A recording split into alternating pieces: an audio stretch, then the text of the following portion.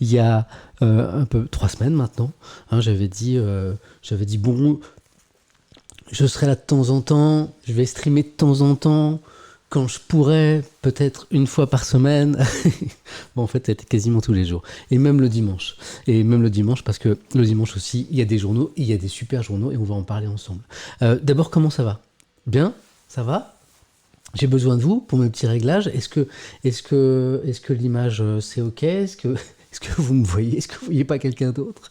Est-ce que vous m'entendez bien aussi? Ouais, j'attends vos... C'est ça, nickel. Ouais, d'accord, super. Top. Comment la météo? On fait la météo en direct, hein? Vous savez que j'aime bien ouvrir les fenêtres. C'est pas mal, hein, il y a une belle lumière. Dans ma petite vidéo de la nuit sur Twitter où je fête les anniversaires, c'est mignon parce que la caméra, du coup, elle s'adapte et du coup, on ne voit plus là, je crois. Le temps, c'est drôle. Dans ma petite vidéo de cette nuit, j'ai posté un peu après 1h du matin parce qu'en fait, hier, j'ai fait une nuit de la culture avec l'ami Étoile de 20h à minuit 30. Et du coup, j'ai posté ma petite vidéo du matin sur Twitter un peu après 1h du matin. Je faisais un point météo et j'avais annoncé un peu de lumière. Voilà. Donc, une belle journée, un beau dimanche de lumière. Je me suis pas trop trompé, je crois. Je sais que certains, les habitués des réseaux sociaux, je fais n'importe comment, on s'en fout, me conseillent de fermer les rideaux derrière parce que tu sais, les gens, ils sont mal intentionnés parfois, ils peuvent découvrir où tu habites. Et non, je crois pas. Je crois que les gens sont.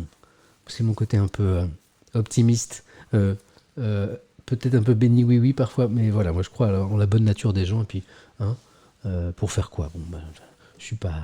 Hein, donc voilà. Bon. Merci d'être là. Donc vous êtes dans la matinée Étienne. Ce rendez-vous né il y a 3 semaines sur Twitch. Le concept, il est tout simple. On lit les journaux ensemble. Parce que moi, c'est mon bonheur de lire les journaux. C'est mon plaisir. Et ben du coup, ce plaisir, je le partage avec vous. On lit les journaux ensemble. On en parle ensemble. Et puis de la vie aussi, parce que, vous le savez, ces articles d'actualité, ils nous amènent sur nous, en fait, hein, sur notre quotidien, sur ces décisions, par exemple prises par les responsables politiques pour changer notre quotidien, et ça nous interroge, notamment. Puis on va parler de plein de choses. De quoi je vais vous parler? Un petit sommaire? On y va? Qu'est-ce que vous en pensez? Je regarde un petit peu le chat. Remets ton col, ça me stresse. Oh, ouais, c'est vrai, c'est drôle. Merci. Vous savez, alors le chat, ça sert à plein de choses.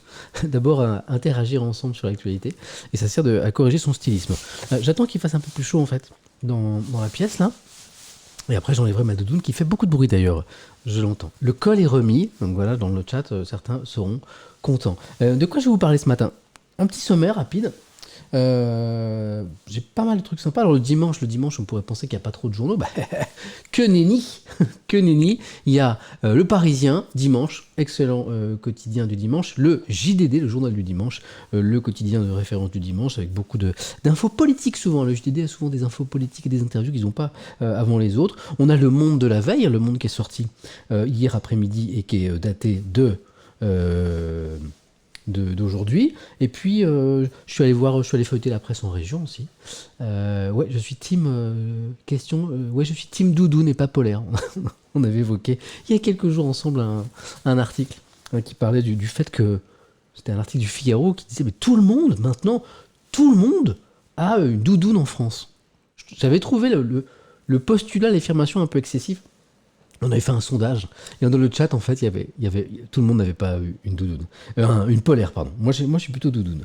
Et puis, je suis allé voir la presse en région aussi, je vous le disais. Allez, un petit sommaire, c'est parti. Je vais vous afficher mon écran. Normalement, vous devez voir les unes ici. Quand parfois je vous parle d'un article et que vous ne le voyez pas, dites-le moi dans le chat.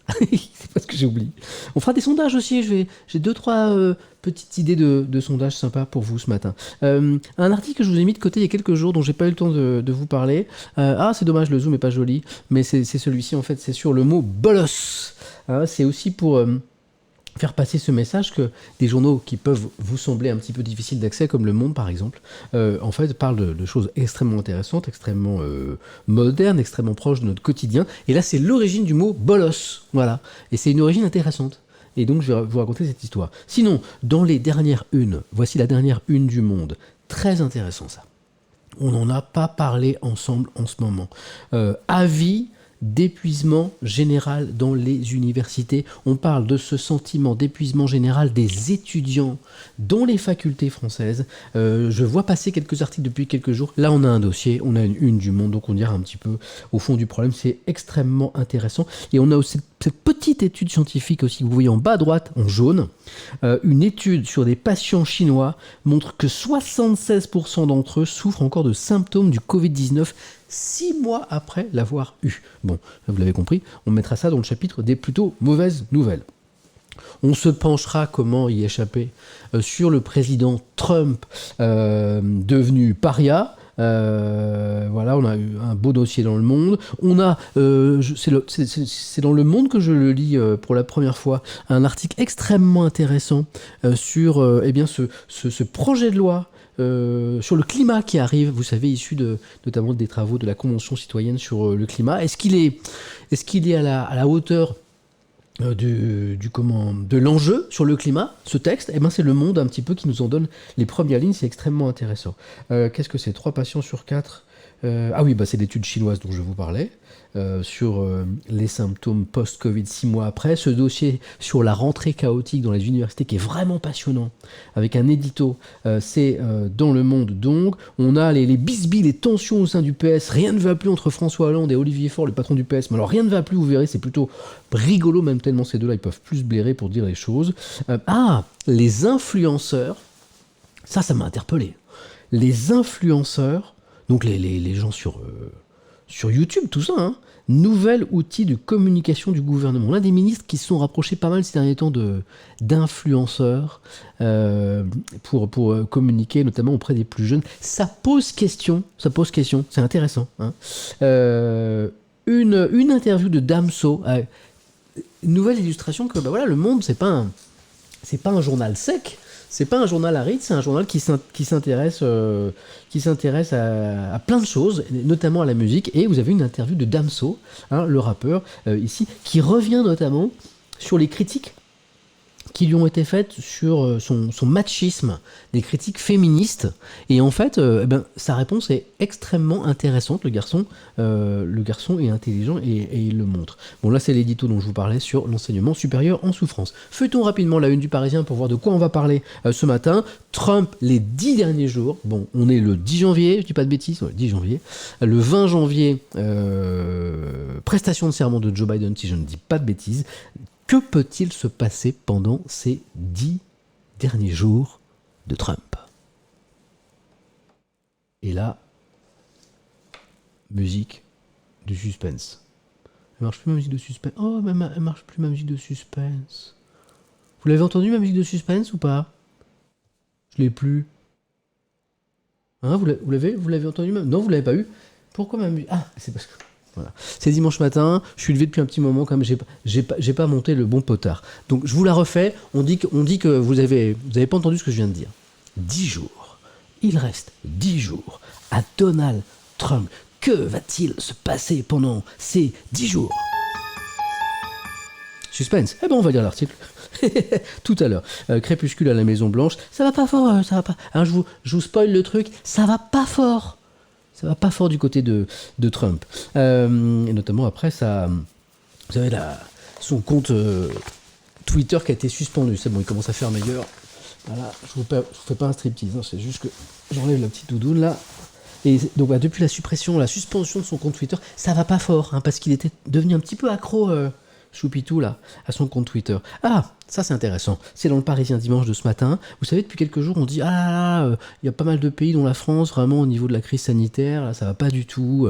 La stratégie, la politique. Il y a un pays au monde qui vraiment cartonne, qui a une super politique de vaccination. Tout le monde le prend en exemple, c'est Israël. Moi, j'ai vu ça partout, mais je me demandais mais pourquoi? Et j'avais pas vu de reportage, j'avais pas vu de papier qui m'expliquait bien. Une pleine page dans le Parisien. Et maintenant, là, on va comprendre pourquoi Israël, ils sont super forts sur cette question du vaccin. Rudy Gobert, c'est le basketteur français. Il vient de signer une prolongation de contrat avec son club des Utah Jazz, on est en NBA.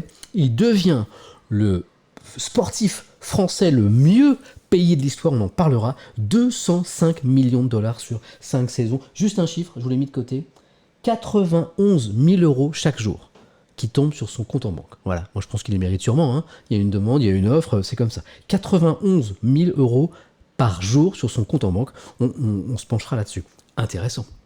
Et le Parisien salue, il n'est pas le seul d'ailleurs, j'ai vu un article dans Le Monde aussi, qui salue un reportage ce soir dans Zone Interdite sur M6. Alors l'article du Monde était pas très long en fait, et puis je suis passé dessus.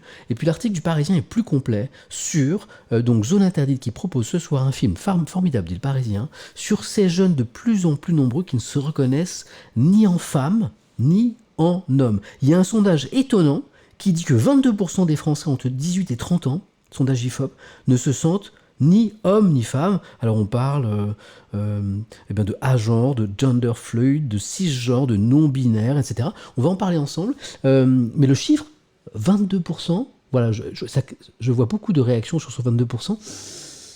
C'est énorme. Ça m'a semblé énorme. C'est intéressant. On fera, nous, un sondage pour voir ce que vous en pensez là-dessus. Le journal de dimanche, qui est un petit peu le journal de référence le dimanche, le petit plaisir du dimanche matin, on va le chercher chez son kiosquet en même temps que les croissants, que le pain, c'est le kiff ça. Hein. Le JDD, vous sortez, hein, vous n'êtes pas obligé de prendre une douche, ça va, c'est le dimanche, c'est cool. Hein.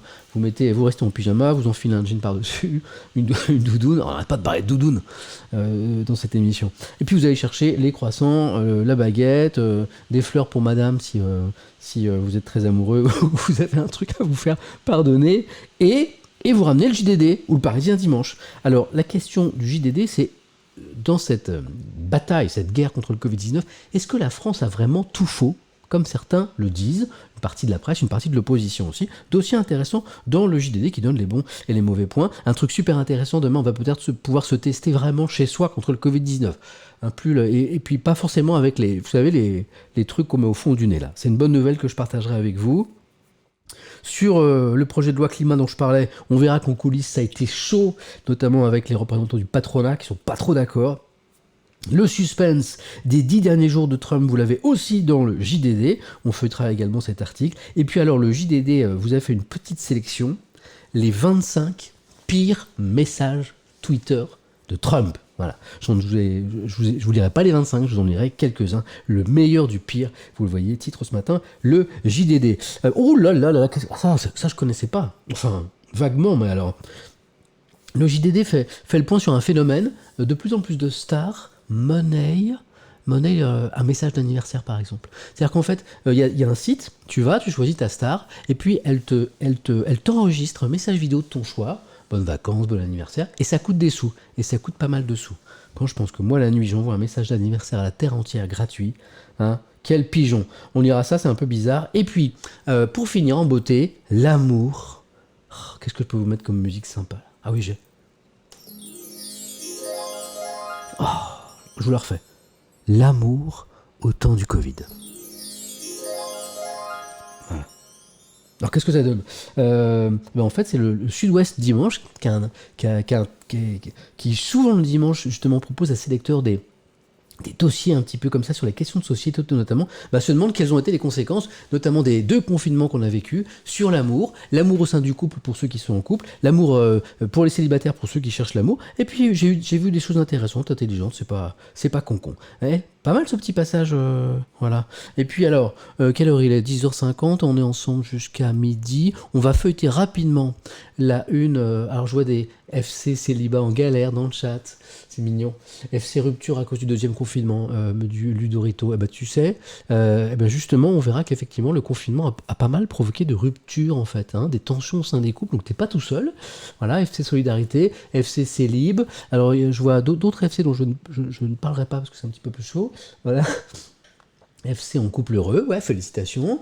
FC rupture aussi. FC célibat, ok, ça représente un petit peu tout ce qui c'est intéressant parce qu'en fait, ça revoit un petit peu ce que j'ai lu dans le Sud-Ouest. FC 22%, voilà, c'est intéressant aussi, c'est le sondage sur les genres qu'on a évoqué tout à l'heure. FC en couple depuis le Covid, moi je dis Covid, ok d'accord, bon je vais pas lire tous les messages là-dessus, mais le dossier du Sud-Ouest est plutôt intéressant. Donc on va aller voir les unes en région, mais d'abord, ça fait, on a commencé à 10h35, j'étais un petit peu en retard et je m'en excuse d'ailleurs, mais la soif se fait déjà sentir. Donc c'est déjà l'heure du... Vous savez, si vous êtes là, vous savez, c'est l'heure du... C'est l'heure du café. C'est parti, parce qu'il y a une musique du café.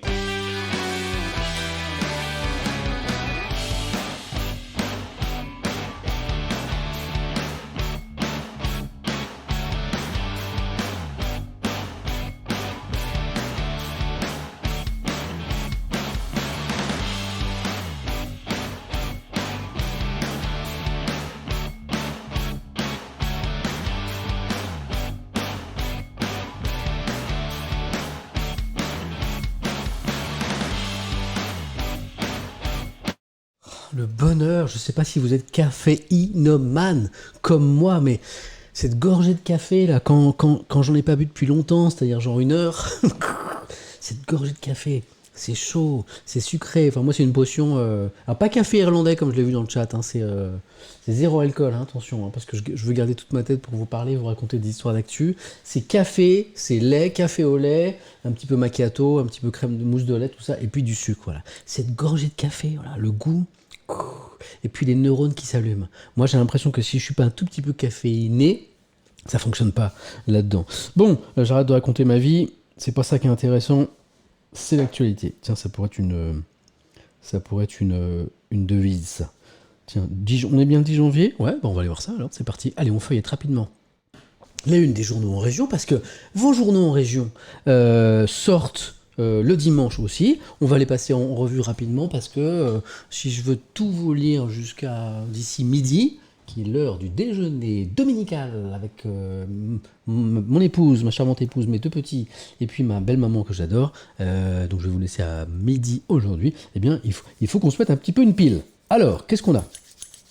2 nouveaux départements concernés par ce fameux nouveau couvre-feu à 18h. Si je dis pas de bêtises, on a 1, 2, 3, 4, 5, 6, 7... Ah, plus que je pensais, je suis sur une carte là.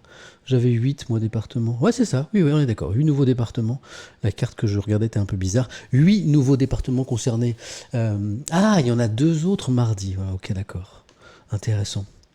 Soyons précis. 8 nouveaux départements concernés ce dimanche soir et 2 autres mardi par le couvre-feu à 18h, en plus des 15 déjà concernés. Soyons un petit peu précis sur l'actualité, monsieur Samuel Etienne. Donc, ça impacte beaucoup la vie des habitants, hein. On l'a déjà vu ensemble.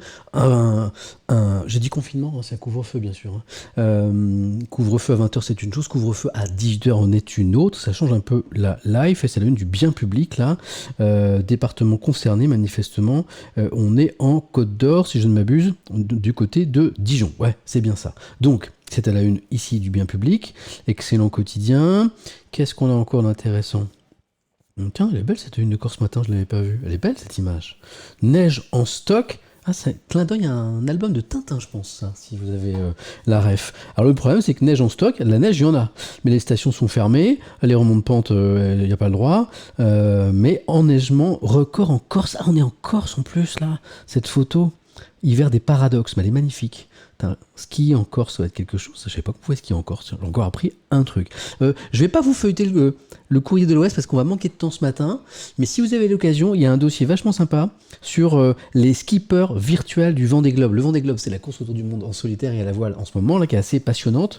Eh bien, en fait, on peut jouer sur Internet à un jeu qui s'appelle Virtual Regatta. Hein, ça n'a pas été lancé pour cette édition. Hein, ça existe depuis un moment. Et en fait, vous connaissez peut-être en vous inscrivant, être un skipper virtuel du Vendée Globe. Il y a même des vrais navigateurs qui sont inscrits, qui jouent. C'est assez rigolo. Et puis, là, ici, on a un papa et son fils, famille qui a l'air sympa, et qui joue. Et c'est vraiment super rigolo. Je vais pas développer, mais c'est un truc assez sympa. Donc, vous choisissez en fait, votre route en fonction de la météo. Et c'est comme ça que vous avez ou non un bon classement. Qu'est-ce qu'on a ? Ça, c'est un fait divers. Moi, je suis pas très fait divers, sauf quand il nous parle du monde dans lequel on vit et éclaire un fait de société particulier. Mais là, c'est une affaire, inquiétante, parce que ça fait près d'un mois qu'on n'a pas de nouvelles d'une jeune mère de famille, Madame Jubilard. Voilà. Alors, il y a beaucoup de questions autour de cette affaire. Vous en avez peut-être entendu parler, et c'est ici la une de la dépêche du dimanche, c'est-à-dire la dépêche du midi. On parle beaucoup de vaccination, une de vos quotidiens, mais ça, on a déjà parlé. Je préfère vous parler des choses qu'on n'a pas encore évoquées. On vous parle du marquage des vélos, hein, c'est une nouveauté de l'année, c'est un nouveau truc, on verra si c'est efficace ou pas d'ailleurs pour lutter contre le vol de vélos. Ah, ça c'est drôle. Ça c'est drôle, je voulais vous en parler hier avec la une de Monaco Matin, puis j'ai pas eu le temps, et je suis content parce que ça revient en une de Nice Matin, on n'est pas très très loin. Monaco, on ne passe plus. Vous lisez avec moi, les Français interdits de shopping hier, accès limité face à la hausse des cas de Covid en principauté. En fait, Monaco a décidé de... Alors au début, il s'agissait de filtrer, et puis manifestement de carrément fermer ses frontières, ces petites frontières, hein, Monaco, aux Français voisins qui venaient faire leurs courses en raison de l'accélération de la circulation du virus. Et ça m'a permis, moi, hier, en lisant cet article qui était dans Monaco Matin, eh bien de me rappeler que oui, Monaco est un État indépendant, c'est même le deuxième pays le plus petit du monde après... Ah, je vois un commentaire intéressant, j'habite à Monaco et vous imaginez pas à quel point ça nous fait du bien. Vous êtes plus tranquille. Qui fait ses courses à Monaco? Bah en fait, pas mal de gens du coin en fait, hein, pas mal de gens au coin parce qu'il y a des chouettes boutiques et puis les restaurants. Les restaurants sont ouverts à Monaco. Les restaurants sont ouverts à Monaco. Donc ça attire beaucoup de gens de la région hein, qui viennent bien manger en terrasse à Monaco. Et donc c'est peut-être à ceci faisait référence le message que je viens de dire. Là, on est un peu plus tranquille. En tout cas, il y avait trop de monde au goût de la principauté. Et donc je vous le disais, c'était l'occasion de nous rappeler que Monaco, c'est un pays. C'est un État indépendant, c'est une ville-État, deuxième pays le plus petit au monde après Vatican. Ils font ce qu'ils veulent, en l'occurrence, ils ont fermé un petit peu leurs frontières. Vous voyez que cette une, elle n'est pas du tout anecdotique. Bon, vous voyez que j'ai beaucoup de une sur ce marquage obligatoire pour les vélos neufs.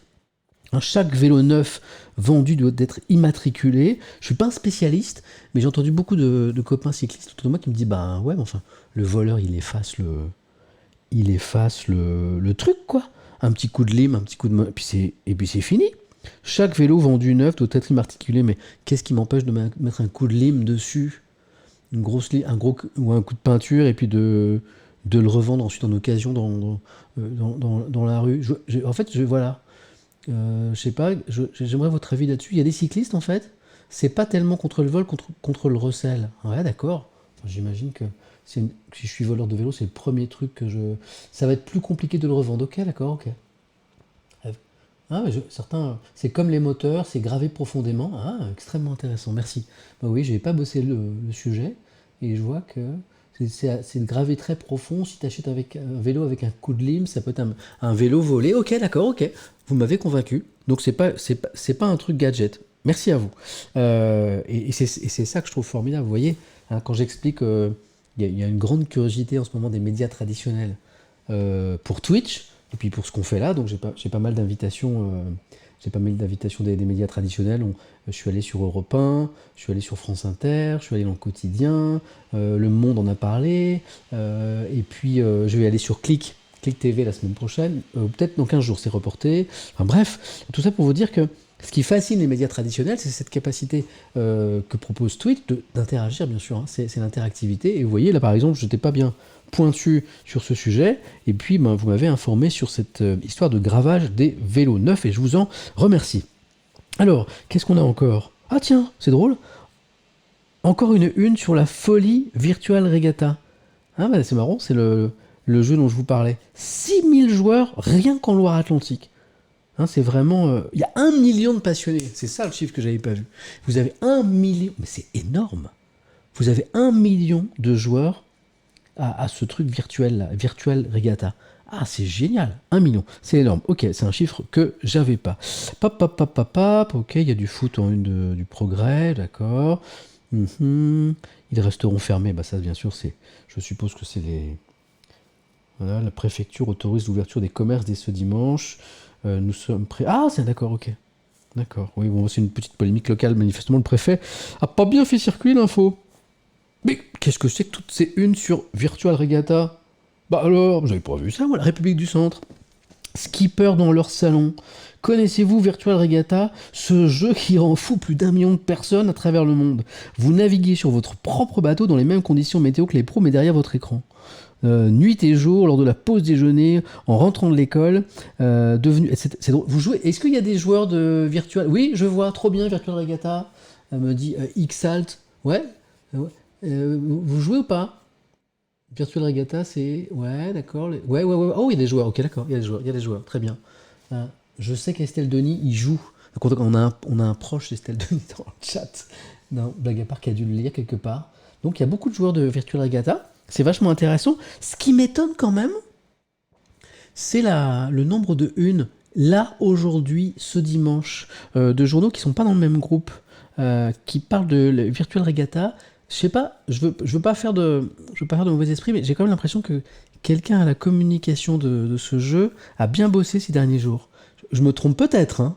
Alors c'est pas une OP publicitaire, je vois l'interrogation. Faut pas voir le mal partout. Alors je sais que certains le pensent parce que sans doute les journalistes expliquent mal leur métier, à commencer par moi.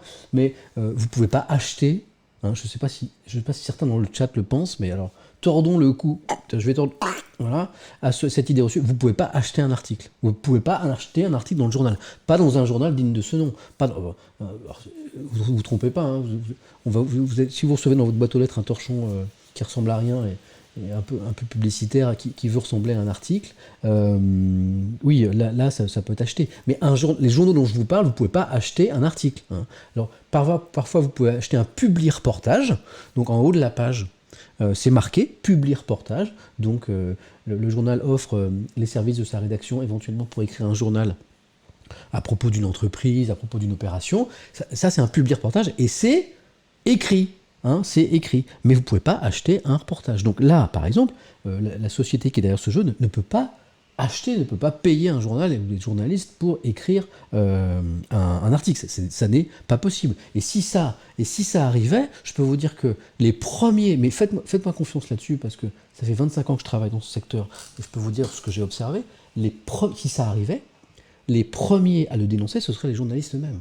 De la rédaction, ce seraient les collègues, ou ce serait un autre journal. Donc vous le sauriez. Voilà. Bonne remarque de Kabou Sarium, les leaders sont à 8-10 jours de l'arrivée virtuelle, et c'est peut-être aussi pour ça qu'on parle plus de la com. Je suis 500e. 500e, j'ai lu 2-3 articles là-dessus ce matin, c'est un excellent classement. Hein. Bah oui, sur 1 million. C'est incroyable. Donc, peut-être l'arrivée effectivement prochaine, l'arrivée virtuelle de ce jeu, et peut-être aussi un très bon attaché de presse ou une très bonne attachée de presse. Ce petit combo, ce petit mélange donne ces une. En tout cas, moi je valide, c'est super intéressant. Bon, je sais pas où j'ai appuyé. Ok. Donc je reviens là, j'ai mon doigt qui a ripé. Hein. Il y a eu ripage là. Du coup, je cherche ma une sur les vélos. Les vélos, ok, on y était. D'accord, ok. Qu'est-ce qu'on a de nouveau alors? Donc je vous ai pas parlé encore. Ça y est, je vais retrouver ma une sur. Skipper dans leur salon, d'accord. Bon bah ça, j'en ai déjà parlé. Mais pour ceux qui n'étaient pas là avec nous ces derniers jours, c'est l'une des bonnes nouvelles de la pandémie, parce qu'il y en a quelques-unes. Eh bien, les maladies saisonnières sont très discrètes. C'est la une du Télégramme, c'est l'autre journal breton avec Ouest France. Maladies saisonnières très discrètes. Récemment, on a lu un article ensemble qui nous disait qu'en fait, il n'y avait quasiment pas de grippe saisonnière en France cette année, notamment dans les EHPAD. La grippe, chaque année, elle fait un carnage dans les EHPAD, dans les maisons de retraite. Pas cette année. Mesures sanitaires, lavage des mains, masques, vaccin, le vaccin contre la grippe normale qui a été beaucoup plus distribué cette année. Il y a eu beaucoup plus de gens se faire vacciner. Tout ça, gastro-entérite, bronchiolite, beaucoup moins qu'une année normale parce que, notamment, on a appris à se laver les mains. Voilà, bon, il y a le masque, tout ça. Je fais un peu de mauvais esprit, mais on a quand même un petit peu découvert le lavage des mains correct en France ces derniers mois. Ça, c'est l'un des rares points positifs de la crise sanitaire. Et encore une ici, toc, sur ce fameux couvre-feu. Là, on est dans le Var, avec la une de Var Matin. Le sursis aura été de courte durée dans le Var. Ça y est, le couvre-feu avancé entrera en vigueur mardi, puisque je voyais un article sur franceinfo.fr ce matin.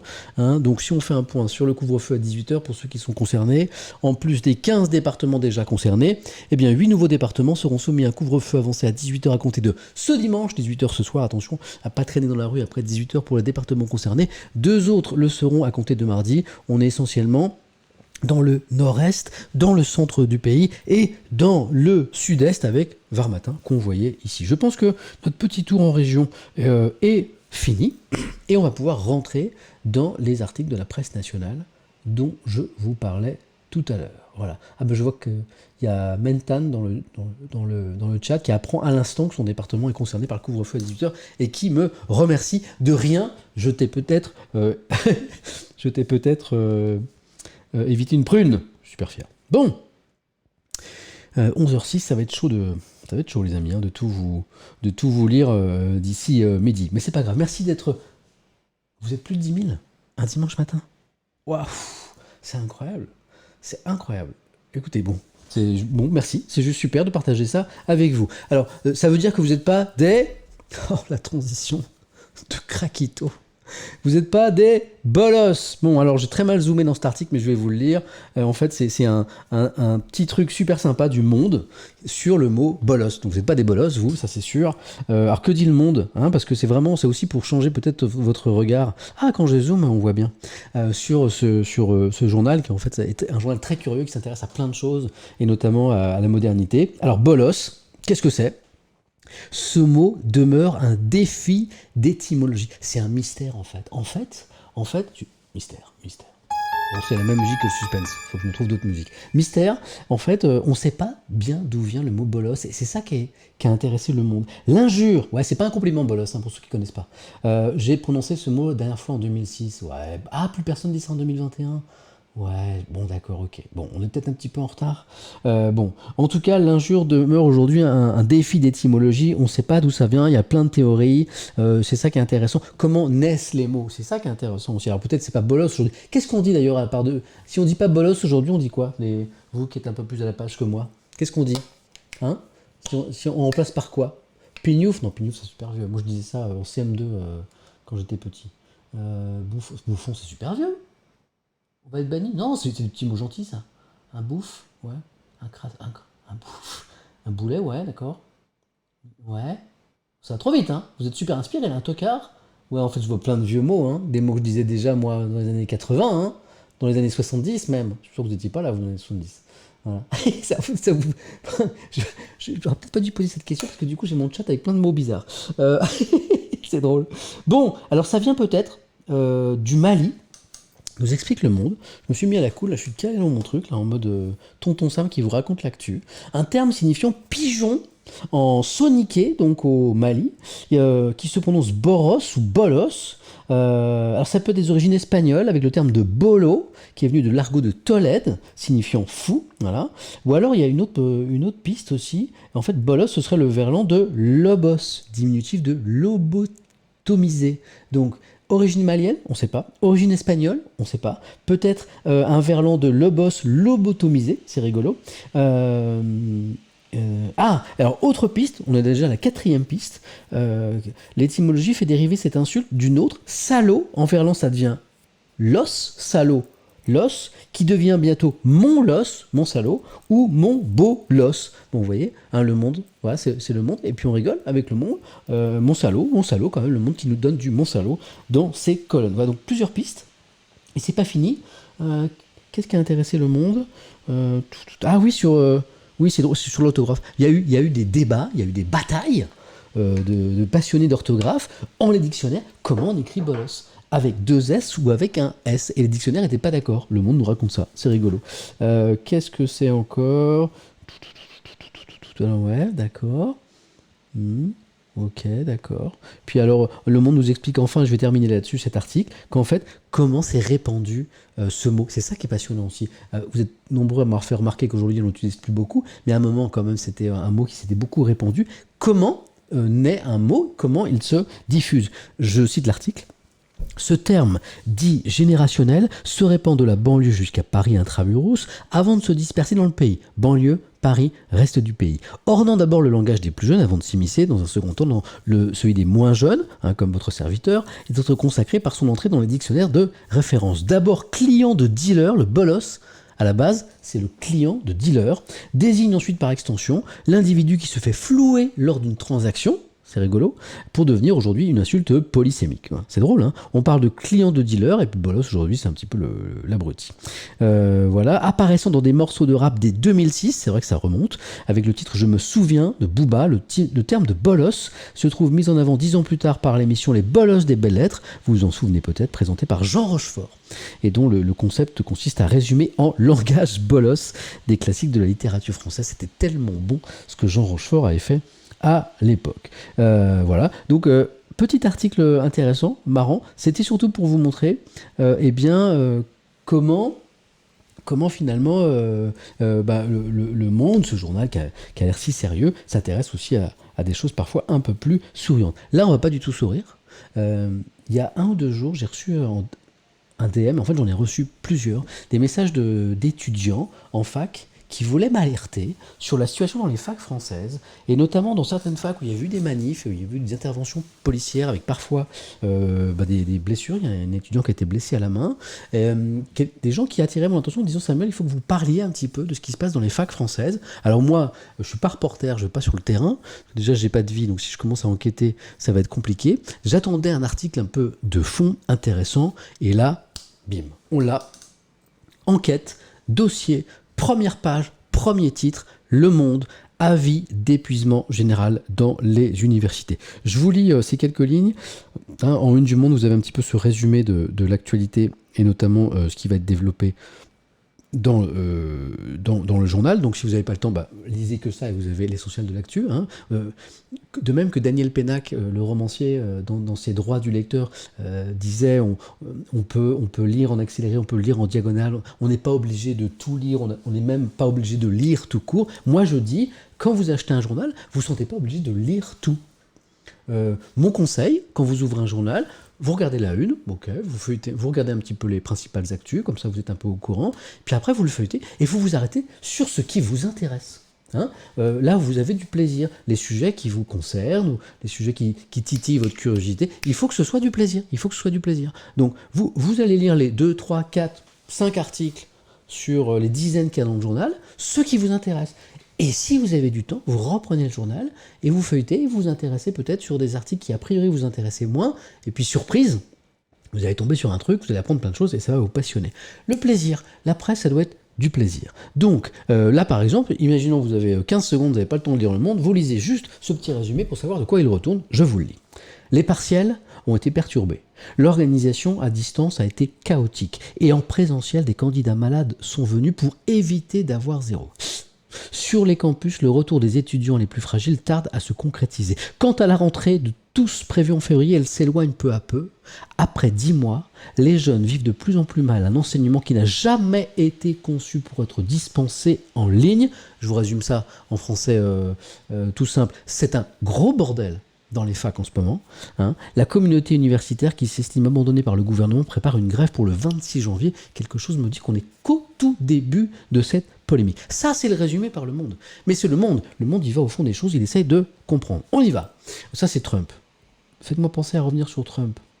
D'accord ? Et sur le climat. Vous me faites penser de revenir en arrière, parce que comme on est parti sur les étudiants, je ne veux pas oublier de revenir sur ces papiers qui sont intéressants. Donc d'accord, dans le chat, si vous voyez que je passe à autre chose après Le Monde, vous m'alertez, d'accord ? On va parler de Trump, on va parler de tout ça. Mais d'abord, donc, les universités, parce que c'est le premier article vraiment de fond que je lis là-dessus. Rentrée chaotique dans les universités, vous trouverez cet article page 8 pour ceux qui veulent le lire dans le détail dans la dernière édition du Monde. C'est la rentrée de la confusion pour les quelques 1,7 million d'étudiants dans les universités. Flou sur les dates de reprise des cours en présentiel, sessions de partiels perturbées, voire annulées. De nombreux dysfonctionnements ont émaillé la semaine alors qu'une dizaine d'organisations syndicales de l'enseignement supérieur a lancé vendredi 8 un appel à la grève pour le 26 janvier, je vous en parlais à l'instant. Les établissements n'ont pas eu matériellement le temps, les moyens d'appliquer les consignes reçues au premier jour des vacances Noël le 19 décembre. Des mesures qui prévoyaient, je ne sais pas si vous le savez, l'instauration en présentiel de groupes de 10 étudiants dits en fragilité. Il y avait un feu vert qui avait été donné à certains étudiants dits en fragilité de revenir en présentiel à la fac. En fait, les facs n'ont pas eu le temps de mettre ça en place. Qu'est-ce qu'il y avait d'autre encore ? Et puis un renforcement massif du tutorat aussi, avec la création de 20 000 emplois étudiants supplémentaires. Là aussi, pour l'instant, ça ne s'est pas fait, ou quasiment pas. Alors maintenant, Le Monde voit les dernières mesures du gouvernement qui n'ont pas été mises en place, quoi. Et puis s'intéresse aussi au vécu des étudiants. Pour une majorité d'étudiants, cette semaine de rentrée, la dernière rentrée, là, après les vacances, était surtout celle de la passation des examens du premier semestre. C'est super important. Que les universités ont parfois souhaité en présentiel, en promettant le respect de la distanciation sanitaire et des gestes barrières. Là, il y a eu colère. Il y a eu colère de pas mal d'étudiants qui disaient on veut me faire passer l'examen en présentiel, est-ce que vraiment les gestes sanitaires seront respectés ? Il y a eu beaucoup d'inquiétudes à ce propos. D'ailleurs, et Le Monde explique, les incidents se sont multipliés au fil de la semaine, comme à l'Université de Paris, où les partiels de 842 étudiants en médecine de deuxième année ont littéralement tourné au désastre. Rien que ça, c'est ce qu'explique Morgane God-Henrique, qui est présidente de l'Association nationale des étudiants en médecine de France. Alors, donc, désastre, dit cette responsable syndicale étudiante, c'est-à-dire tablette, on parle de l'examen en médecine là, pour composer pas assez chargé, non remplacé, Wi-Fi serveur saturé dans certains amphis, non accès à une partie du sujet. Il y a une étudiante qui dit il a fallu 21 heures pour qu'un mail soit envoyé annulant finalement la session d'examen. Pardon pour l'expression, mais gros bordel. Finalement, on les passera à distance. C'est pas tout, on continue. À l'université Paris 1, Panthéon, Sorbonne, des blocages ont été organisés devant les 3 sites de la fac de lettres pour protester contre la tenue d'épreuves en présentiel, alors que l'ensemble des cours ont eu lieu à distance depuis plus d'1 mois. C'est ce que je vous disais, il y a des étudiants qui se sont opposés au retour des cours en présentiel. Dans un climat très tendu, la police est intervenue mercredi et jeudi, j'ai reçu pas mal de DM là-dessus, blessant un étudiant à la main, interpellant 2 autres, selon l'UNEF, l'Union nationale des étudiants de France. Et on continue, c'est pas terminé. La situation était également très perturbée pour les étudiants de l'université Paris-Nanterre, où des examens qui se tenaient à distance ont dû être annulés. C'était jeudi. Pourquoi ? Il y a eu un bug de la plateforme informatique où étaient connectés 7500 étudiants simultanément. Il y a un étudiant qui dit que c'était saturé depuis le début. Lui, il est en LEA. Il raconte. C'est juste surréaliste. Ouais, l'ambiance est délétère. J'adore, ça y est. J'ai la ref. L'ambiance est délétère. Voilà. Alors pour ceux qui n'ont pas la ref, parce que je ne l'avais pas il y a encore 2 jours, l'ambiance est délétère, c'est une petite phrase qu'aiment bien prononcer certains streamers, notamment Ponce, notamment Étoile, et d'autres encore. Donc, bah oui, ambiance super délétère, c'est le moins que l'on puisse dire. Il y a cet étudiant en LEA là, qui témoigne, il passait un examen en distanciel, l'épreuve avait lieu à 15h, de 15h à 17h35, je n'ai réussi à me connecter qu'à 17h31. Ok, début de l'examen 15h. Il essaie de se connecter pendant 2h30. Il se connecte à 17h31. Il reste 4 minutes. Voilà. Il dit j'ai pu répondre à toute vitesse à 8 questions sur un total de 28. C'est quoi ces conditions ? Non mais c'est quoi ces conditions ? Comme si c'était pas suffisamment difficile d'étudier et de passer un examen. Zut quoi. Bon, la panique s'est emparée d'une autre catégorie d'étudiants. Écoutez ça. La panique s'est emparée d'une autre catégorie d'étudiants infectés par le Covid-19. On parle d'étudiants positifs au Covid, qui n'en ont pas informé leur faculté pour éviter le renvoi à une session de substitution. On parle d'étudiants qui passaient des examens en présentiel, ils n'ont pas osé, ils n'ont pas voulu prévenir la fac pour ne pas être renvoyés à une autre session d'examen. Et puis ailleurs, vous avez des étudiants infectés. Eux, ils ont joué à la transparence, ils ont dit à leur fac, je suis infecté, je ne peux pas passer d'examen. Qu'est-ce qu'on leur a répondu ? Mais c'est surréaliste. Vous avez 0. Vous avez 0. Pour non-participation aux épreuves. Donc on vous renvoie à la session de rattrapage du mois de juin. Moi, j'aime pas trop hurler avec les loups, j'aime pas trop dire « Ah là là, rien ne va dans le pays, qu'est-ce que c'est que ce... » Mais franchement, on est étudiants, notamment des jeunes gens qui sortent du bac, qui se retrouvent en fac, qui sont un petit peu perdus, nouvelles méthodes d'apprentissage, les cours sont en distanciel, c'est super compliqué, il n'y a pas de rapport direct avec le prof, il n'y a pas d'échange avec les autres étudiants, c'est extrêmement compliqué. Les examens arrivent, et ça se passe comme ça. Alors je ne sais pas si c'est comme ça partout, mais là on est sur une enquête du Monde, c'est un truc qui est sérieux, qui a été... Le Monde ne publie pas des trucs comme ça, donc... c'est hyper choquant. Voilà. Moi, je suis un peu choqué. Pourtant, je ne suis pas choqué facilement. 25 ans, je regarde les infos. Il m'en faut en général beaucoup pour être choqué. Mais là, je trouve qu'il y a un truc qui ne va pas. Bon, alors, par ailleurs, ça, c'est les examens. Et puis, je vous disais à l'instant, pas facile d'être étudiant en 2020. C'est des témoignages d'étudiants qui disent qu'ils sont fatigués. Nombre d'étudiants expriment leur désarroi de ne pouvoir s'extraire de l'espace virtuel auquel se résume désormais leur quotidien. Il y a des étudiants qui se lamentent, comme Elena en master de droit à Toulouse. Elle a raison, Elena. Certains ont le souvenir des meilleures années de leur vie, les années d'études. Nous sommes enfermés entre 4 murs. C'est chaud. Parfois, même le prof éteint sa webcam, nous dit Elena. Elle est fatiguée d'enchaîner les heures de visio. Et parfois, le prof, il éteint sa webcam. Il ne reste qu'une voix monotone sur un écran vide. On ne se sent pas tellement en cours. Bah ouais, je comprends. Pour l'étudiante de 20 ans, s'il n'y a pas de doute sur la nécessité de faire des concessions pour faire face à l'épidémie, oui, ils comprennent quand même que c'est un contexte particulier. Mais la situation est compliquée. Alors que nos parents partent, eux, chaque matin au travail, que mon petit frère, lui, part à l'école, et nous, on est dans l'isolement totale. Alors, moi, je vous lis la suite de l'article que je trouve très intéressante. Signé Alice Rebaud, journaliste au Monde. Dans cette période inédite et qui s'étire, le délitement du lien social pèse fortement pour ces étudiants, privés de nouvelles rencontres, privés de la relation pédagogique avec les profs. Les cours sont tellement déshumanisés, j'ai perdu le fil, confie Solène, qui est en première année à Sciences Po à Aix, tiraillé par un mélange de déprime et de culpabilité. Se lever le matin devient de plus en plus difficile en absence de l'émulation du groupe, de la classe. Moi, j'ai vraiment une pensée pour les étudiants en ce moment parce que c'est tellement compliqué. L'entrée à l'université, c'est une maître de conf qui s'appelle Delphine Espagno qui dit ça. L'entrée à l'université, c'est en temps normal la découverte d'un nouveau monde, de nouvelles relations, une autre manière de vivre. En matière de structuration sociale et intellectuelle, le contexte actuel de repli relationnel est dramatique pour les jeunes. Voilà.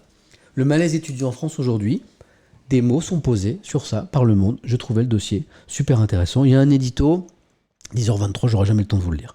Je vais pas aller plus loin sur ce dossier parce que j'aurai jamais le temps de vous le lire. Je pense que je vais demander à ma charmante épouse de pouvoir dépasser un petit peu parce qu'à midi, j'aurai jamais terminé. Je prends de plus en plus mon temps, c'est pas possible. Super dossier également du Monde, dernière édition, sur ce président devenu... Oui, je vois, et les jeunes diplômés, pas de travail, que des stages, aucune aide. Même problème. Franchement, être jeune, là, en 2020, étudiant, jeune diplômé, chapeau. Hein. Le président devenu paria. Et c'est tellement bien écrit. On y va. Ah, le président Trump. Au soir du 3 novembre 2020, Donald Trump pouvait mettre en avant la mobilisation qu'il avait suscitée malgré la gestion erratique de l'épidémie de Covid-19, la principale épreuve de son mandat. Il avait évité dans les urnes la répudiation espérée par le camp démocrate. On est au soir de l'élection, d'accord hein le Monde dit il s'en était bien tiré. Il pouvait se prévaloir du plus important nombre de voix jamais recueillies par un candidat républicain à une présidentielle, du fait de la participation qui avait été très forte. Les démocrates étaient en recul à la Chambre des représentants. Les républicains paraissaient en mesure de conserver le Sénat. Bien que battu par Joe Biden, Donald Trump était donc en mesure de peser durablement sur le Parti républicain. Il pouvait même entretenir la perspective d'un retour à la Maison-Blanche en 2024, prochaine élection.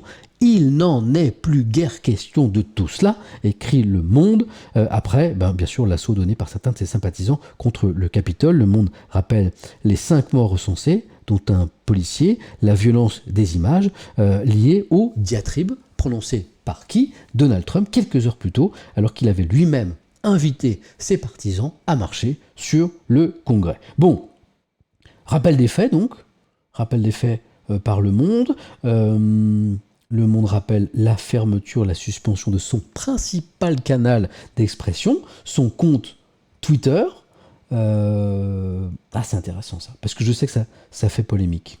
Voilà, le compte de Twitter de Donald Trump, suivi par 88 millions de personnes, dont il a toujours justifié l'usage abrasif comme unique moyen de contourner des médias présentés comme unanimement hostiles. Alors, suspension du compte Twitter de Trump. C'est très intéressant parce que c'est une question qui divise. Alors, Twitter et puis Facebook aussi s'en sont expliqués, que voilà, les derniers messages de Trump, notamment ceux où il appelle un peu à l'insurrection, à marcher contre le Capitole, il dit on peut pas laisser passer ça, donc on suspend. Ils l'ont pas fait pendant 4 ans, c'est pas la première fois que Trump envoie des messages sur les réseaux sociaux qui auraient pu être censurés. Ils le font maintenant, ils l'ont pas fait avant. Mais ça pose une question qui est, est-ce qu'une entreprise privée peut censurer une expression publique, même de ce type. Voilà. Alors il y a une grosse réflexion en ce moment. Voilà. Il y a une grosse réflexion en ce moment, pas tant du fait qu'on censure Trump et qu'on censure un appel à la violence. C'est pas ça le problème. Le problème, c'est que ça n'est pas une instance publique qui le fait. Ça n'est pas un organisme indépendant. C'est une entreprise privée. Donc certains se disent, est-ce que c'est vraiment les entreprises privées qui n'ont pas un fonctionnement démocratique? Le PDG, il n'est pas élu par ses salariés.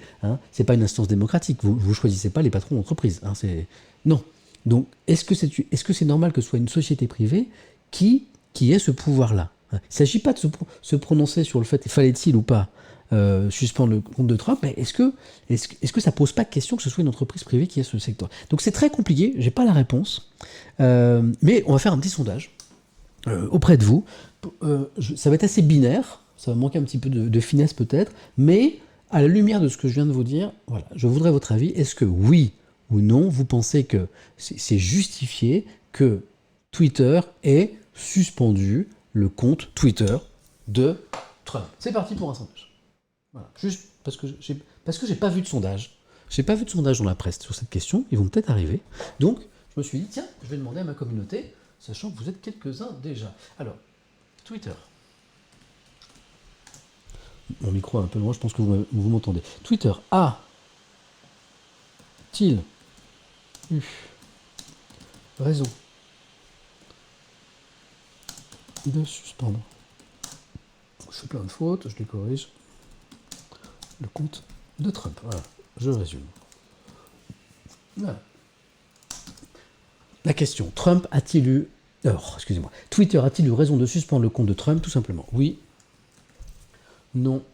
Et puis je vais rajouter un je sais pas. Parce que la question peut être complexe. Un sondage, c'est parfois un petit peu binaire, je m'en excuse. Mais je trouvais intéressant de vous poser la question. Vous savez quoi? Le sondage, il est parti.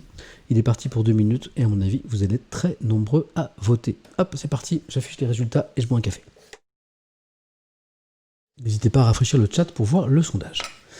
C'est oui à 72%. Hein, voilà, vous êtes déjà près de 3000 à avoir voté, largement plus de 3000 maintenant à l'heure où je parle, et la tendance elle est extrêmement nette. Hein. Oui à 70%, non à 20%, donc c'est une opinion qui n'est pas minoritaire, enfin qui n'est pas minoritaire, qui n'est pas anecdotique, 20%, et je ne sais pas, assez faible en fait, 11-12%, donc en fait vous avez une idée sur la question. Je coupe le micro pour un petit café.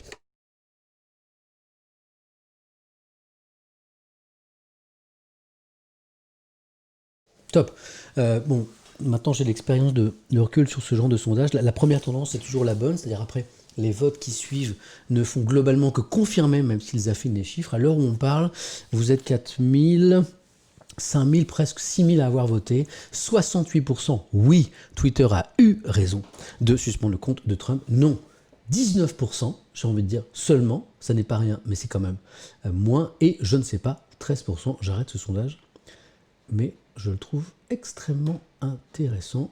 Paf, et je reviens au stream et au chat. Merci à vous, parce que je pensais que ce serait un peu plus partagé, mais manifestement, je ne veux pas analyser outre mesure les résultats de ce sondage, mais manifestement, les excès de Trump vous ont convaincu qu'il fallait y mettre fin d'une façon ou d'une autre. Ok, bon... Je lis un petit peu. Oui, juste un dernier truc sur Trump, c'est l'édito du Wall Street Journal qui est intéressant parce qu'en fait c'est un journal qui a pas mal soutenu Trump en estimant qu'il faisait plutôt du bien à l'économie du pays et aux entreprises.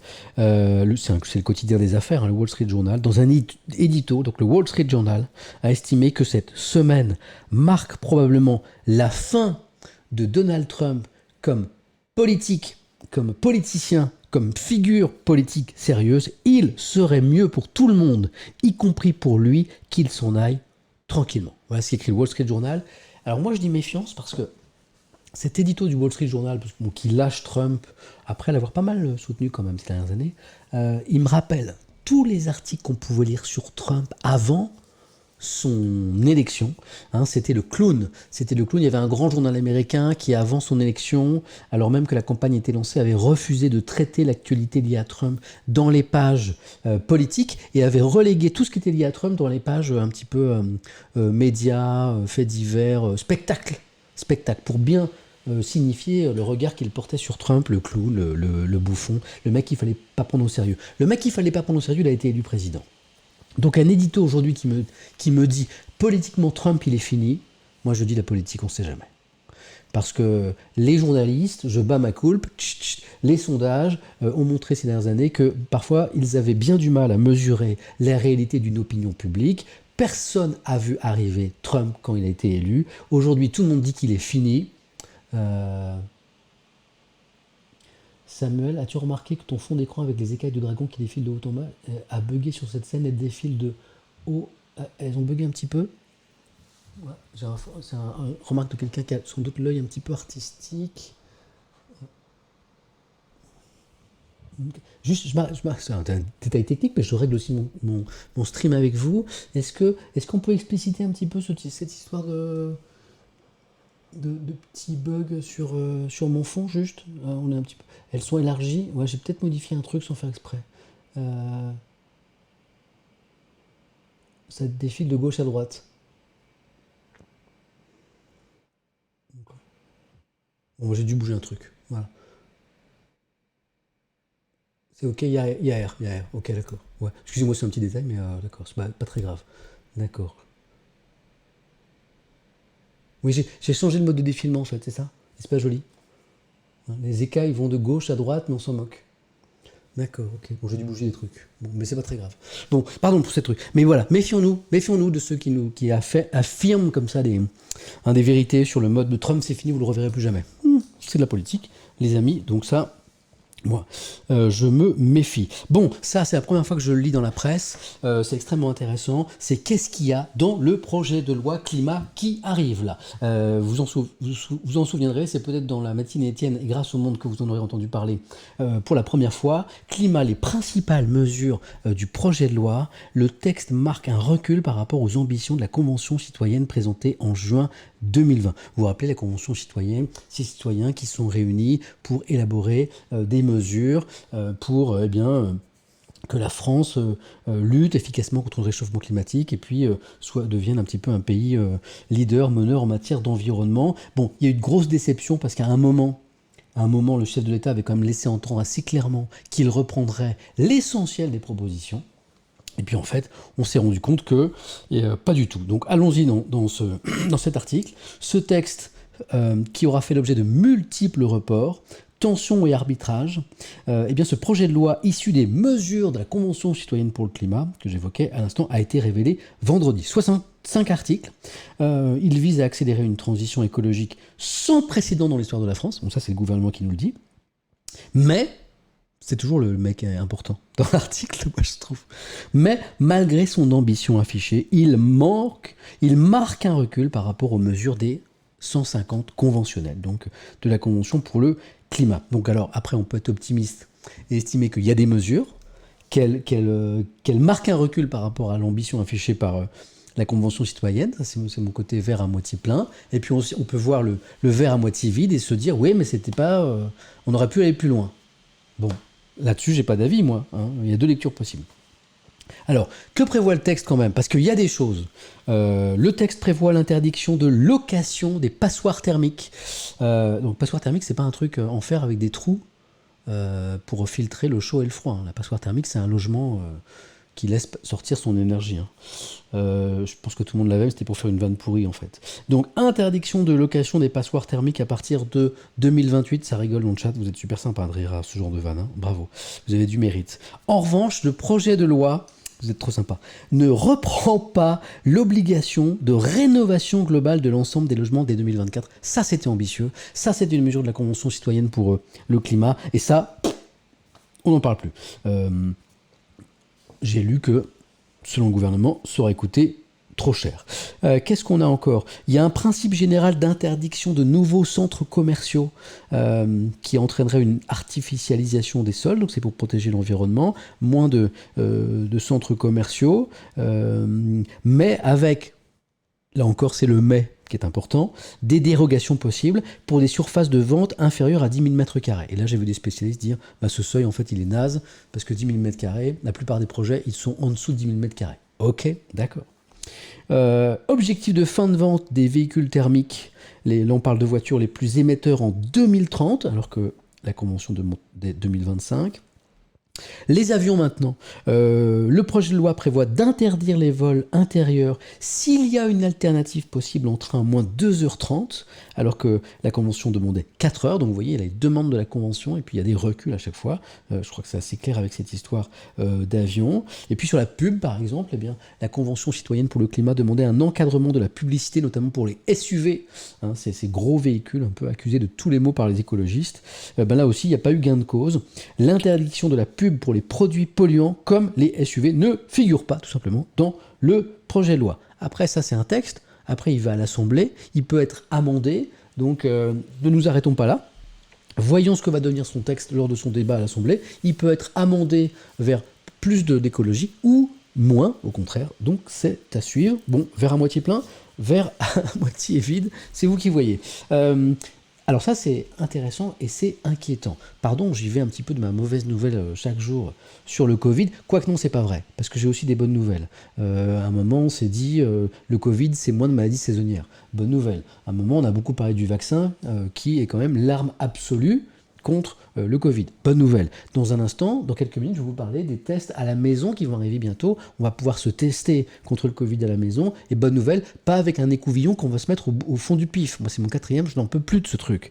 Non, avec un test salivaire. Voilà. Je sais pas si vous supportez ce truc-là, mais franchement, c'est quand même très désagréable, hein, l'écouvillon au fond du truc, là, avec les larmes qui coulent tellement c'est agréable. Vous l'avez jamais fait? Tu l'as jamais fait? Eh ben, non. Insupportable ce truc. Ça va, ça passe. Ça va, ça passe. La première fois, ça passe. La première fois, ça passe. Et puis quand tu sais ce que ça fait, eh ben, les fois suivantes, ça passe moins. Hein. 4 fois, moi, déjà. 4 fois, parce que 5 fois, j'ai été battu. 4e aussi. Aïe, aïe, aïe. Hein. En fait, plus on en fait, et moins c'est sympa. Donc ceux qui me disent, ouais, j'en ai déjà fait un, j'en ai déjà fait deux, c'est rien du tout. Vas-y, fais tes 4 fois, on en reparlera. C'est pas très agréable quand même. Mais bon, c'est pour la bonne cause. Souvent, c'est pour protéger des proches. Et on va visiter un proche qu'on n'a pas vu depuis longtemps. Bon, on fait attention. On se teste. Bon, là, j'ai une mauvaise nouvelle. C'est ça que je voulais vous dire. Désolé. C'est The Lancet, qui est une publication scientifique très sérieuse, qui a publié une étude samedi, hier, vous êtes vraiment la pointe de l'info, hein, avec la matinée Étienne, portant sur une cohorte de plus de 1700 Chinois, de patients chinois hospitalisés. On prend 1700 patients chinois qui ont eu le Covid-19 et on les étudie. Problème, 3 patients sur 4 présenteraient des symptômes durables. Durable, ça veut dire au-delà de 6 mois. Au-delà de 6 mois, encore des symptômes. 3 patients sur 4. Pas dire que ce soit une super nouvelle. Nombreuses sont les personnes infectées par le SARS-CoV-2, hospitalisées ou non, qui souffrent de divers troubles, des semaines voire des mois après l'infection. C'est ce qu'on appelle parfois le Covid long. 6 mois après l'apparition des symptômes, 76% des patients sortis de l'hôpital ont déclaré présenter encore des symptômes. Bon, c'est un chiffre quand même assez impressionnant. Les femmes étant les plus touchées. Alors, quels sont ces symptômes? C'est important quand même. La fatigue, une faiblesse musculaire, des troubles du sommeil, de l'anxiété, de la dépression, à hauteur de 23% quand même. Et puis pour les patients les plus malades, altération de la fonction pulmonaire 6 mois après les symptômes. Parfois même des dysfonctionnements rétinaux, hein, au niveau de l'œil. Et puis l'article conclut... donc la question c'est pourquoi ces symptômes 6 mois après? Donc parmi les pistes, est-ce que le virus persiste dans l'organisme, un petit peu caché quelque part, ou est-ce que c'est le résultat d'une réponse immunitaire excessive? Voilà, 2 pistes. Bon. Mais en tout cas, c'est pas une très très bonne nouvelle. Rentrée chaotique dans les universités, on en a parlé longuement, je m'en félicite parce que je trouvais important d'en parler. On va exploser les temps, je vais jamais m'arrêter à midi. Mon déjeuner familial, ça va pas du tout ça. Juste, je vous résume cet article qui est très intéressant aussi. PS, regardez, Faure coupe les ponts avec Hollande. Je vous le résume parce que je vous l'ai lu pour vous ce matin. Ça va pas du tout entre Olivier Faure, qui est le patron du PS, et François Hollande, hein, qui était le président socialiste, bien sûr, le dernier président socialiste. Ils ne se parlent plus depuis belle lurette. Là, il y a eu justement l'anniversaire lié à la mort de François Mitterrand, le 25e anniversaire. Il y avait le président Macron, il y avait François Hollande, il y avait Olivier Faure. Ils ne se sont pas parlé tous les deux. Ça va pas fort. Je valide la blague. Je l'ai perdu. Ça va pas fort. Chapeau, j'adore. Ça va pas fort. J'adore. On a le même humour. Donc, ils se parlent plus. Pourquoi? Parce que enfin, Hollande, il n'arrête pas de faire des critiques. Il dit, ah là là, c'est pas du tout comme ça qu'il faut gérer le PS. Il donne des interviews, hein. Il dit ça, et il dit « Je ne crois pas du tout à cette stratégie », donc symbolisée par Olivier Faure, qui est d'appeler au rassemblement des familles politiques éparpillées, sans force centrale, sans leader pour incarner l'alternative, des marches sympathiques mais vaines. Pour résumer, qu'est-ce que dit Hollande? Il dit, je m'en mêle les fils, il dit, parce que Faure, en fait, il appelle à l'unité, lui, il rêve d'une candidature commune à gauche, ce qui est ce qui est un truc plutôt intéressant d'ailleurs, mais il dit, mais non, mais en fait le PS est tellement en position de faiblesse que ça sert à rien de lancer cet appel à l'unité, personne ne t'écoute mec, je te le résume le truc, c'est ça, et donc ça sert à rien parce que t'es pas en position de force, il faudrait mieux s'occuper du PS, voilà, bon je vous l'ai résumé, je pense que c'est assez correct. Olivier Faure est pas du tout d'accord, pardon, du coup lui aussi il a répondu dans une interview, et c'est vachement intéressant, c'est là que ça monte un petit peu dans les tours. Tot, tot, tot, tot, tot. C'était... Ah ouais, alors là, ça c'est bon. Je vous cite Olivier Faure, on se régale. Quand François Hollande est devenu président, nous étions majoritaires à l'Assemblée et au Sénat. Toutes les régions étaient dirigées par des socialistes, sauf une. Vous vous souvenez de ce temps-là? C'était un moment. Idem dans plus de la moitié des départements et la plupart des grandes villes. À la fin du quinquennat, il ne restait rien. Vous avez Olivier Faure qui tire à boulet rouge sur le bilan de Hollande et il dit, en fait, t'as détruit le PS. T'as détruit le PS, donc la ramène pas, quoi. Hein, la ramène pas. Et puis il défend sa ligne, Olivier Faure, voilà. Et puis il dit, et le monde semble assez d'accord avec ça, au PS, plus personne ne t'écoute. Ta voix, ta parole ne parle plus. Et donc, effectivement, le monde est allé voir des socialistes. Voilà, ça fait longtemps que les saillies de François Hollande agacent cadres et élus, écrit le journal. À l'évocation de son éventuel retour, un retour de François Hollande au premier plan, eh bien de nombreux responsables actuels lèvent les yeux au ciel. Je vous le fais comme ça, hein, hop, comme ça. Voilà. Les élus sont effarés, auprès des militants ça se passe encore plus mal. Remarque un cadre qui se demande si Hollande n'alimente pas la machine à perdre pour devenir le premier président de gauche vivant. Waouh. Bon, ambiance. Hein, ambiance comment? Au PS. Ambiance délétère. Je vous laisse sur cette vanne qui va faire rire le chat. Je vous connais maintenant. Je me fais un petit café.